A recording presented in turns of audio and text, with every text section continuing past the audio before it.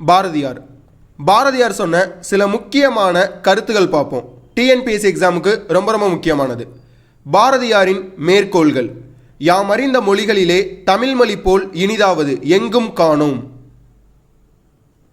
காக்கை குருவி எங்கள் சாதி, நீல் கடலும் மலையும் எங்கள் கூட்டம். ஆண்களோடு பெண்களும் சரிநிகர சமானமாக வாழ்வோம் இந்த நாட்டிலே.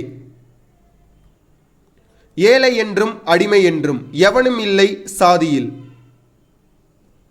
தனி ஒருவனுக்கு உணவு இல்லையெனில் இச்சகத்தினை அழித்திடுவோம்.